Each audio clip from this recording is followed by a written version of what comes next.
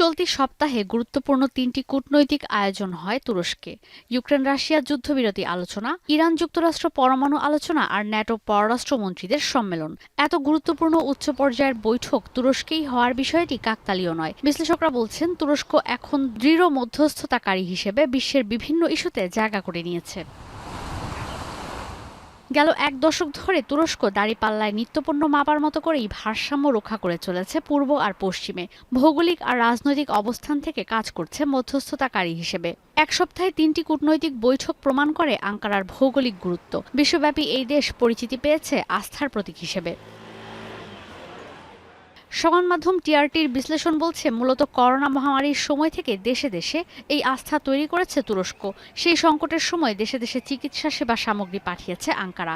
দেশের পররাষ্ট্রনীতির মূল স্তম্ভে পরিণত হয় সংকটের সময় প্রতিবেশী সহ বিশ্বের যে কোনো দেশকে সহযোগিতা করার বিষয়টি, যা আরও প্রকাশ পায় ইউক্রেন রাশিয়া যুদ্ধের সময়। সে সময় গম সরবরাহ স্বাভাবিক রাখতে মধ্যস্থতা করে আঙ্কারা। গাজায় ইসরায়েলি আগ্রাসনের মধ্যে মানবিক সহায়তা পৌঁছে দিতেও তৎপরতা চালায় তুরস্ক।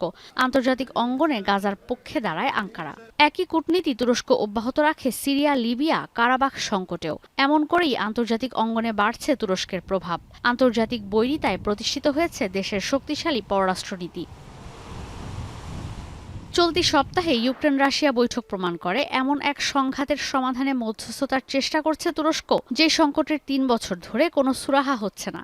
কিয়েভ, মস্কো দুই পক্ষের সঙ্গেই আলোচনা অব্যাহত রেখেছে আঙ্কারা যুদ্ধের শুরু থেকেই। ন্যাটো সদস্য দেশগুলোর মধ্যে শুধু তুরস্কের যোগাযোগ আছে ক্রেমলিনের সঙ্গে। বিশ্লেষকরা বলছেন, তুরস্কের কূটনীতি দৃশ্যমান। সিরিয়া থেকে কারাবাখ, লিবিয়া থেকে পূর্ব ভূমধ্যসাগর, রাশিয়া থেকে ইউক্রেন, এমনকি ফিলিস্তিনে ইসরায়েলের আগ্রাসন ইস্যুতেও।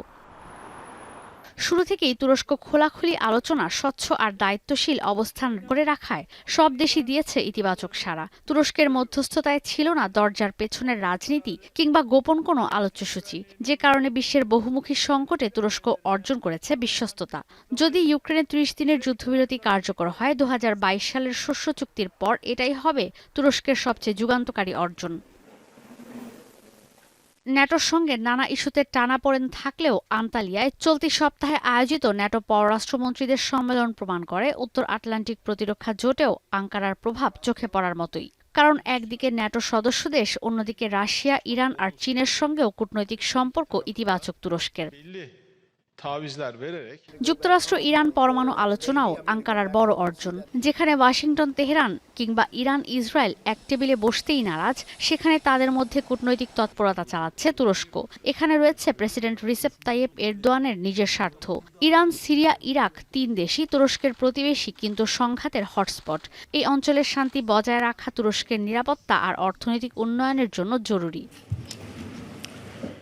কিন্তু কেন কূটনৈতিকভাবে এত তৎপর তুরস্ক? বিশ্লেষকরা বলছেন, ২০০৩ সালে যুক্তরাষ্ট্রের ইরাকের সেনা অভিযান কিংবা আরব বসন্তের পর তুরস্কের সীমান্তগুলো অনিরাপদ হয়ে যায়।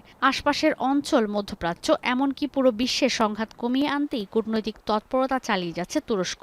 বিশ্বের বিভিন্ন সংকটে তুরস্কের মধ্যস্থতার পাশাপাশি দেশটির অর্থনৈতিক, সামরিক আর কূটনৈতিক সক্ষমতার কারণে ক্রমশ সুপার পাওয়ার হচ্ছে আঙ্কারা। কূটনীতিতে তুরস্কের অবস্থান তাই অস্বীকার করার কোনো উপায় নেই বলেও মত বিশ্লেষকদের।